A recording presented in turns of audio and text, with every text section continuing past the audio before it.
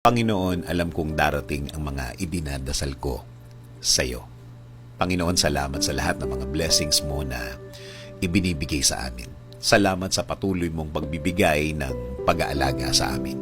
Ang araw-araw na kasama ka ay ang araw-araw na alam namin na we will be provided, Lord.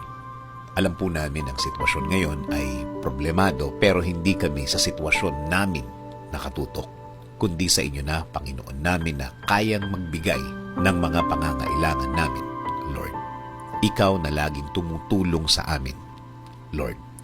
Alam namin na hindi na magtatagal ang aming sitwasyon at makikita at marireceive na namin ang mga bagay na ipinagdadasal namin na magbabago ng aming mga kinakaharap ngayon. At alam namin, hindi na magtatagal yun, Panginoon. Hindi rin kami padadaya sa aming nakikita, sa mga sinasabi ng iba na hindi na magagawa ng paraan at wala ng solusyon ang aming mga problema. Na ito daw ay mas lalala pa, na ito daw ay mas gagrabe pa, na kahit na daw ano ang gawin namin, ay wala ng pag-asa pang mabago ang mga nasa harapan ko, Panginoon.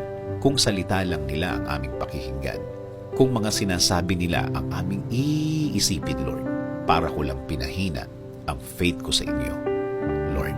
Pangako po, sa inyo lang po kami maniniwala at magtitiwala. Kayo po ang magiging laman ng aming mga puso at isipan. Sa salita nyo lang kami maniniwala at hindi ang sa kanila. Kaya ngayon, Panginoon, ngayon pa lang, salamat na po sa inyong mga naibigay sa amin. Salamat po sa mga provision mo sa amin. Salamat na sa mga biyaya na ibibigay ninyo, Lord.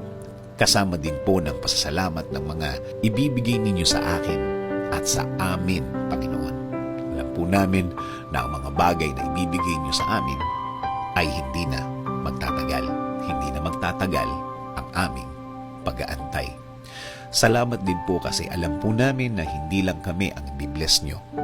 Kasama na po ang aming pamilya.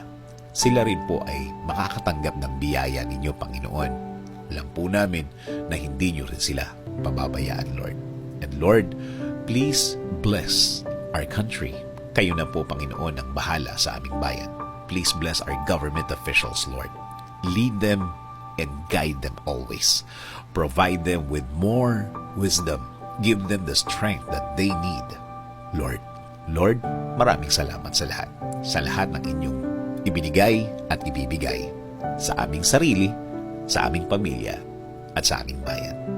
This is our prayer. In Jesus' name, Amen.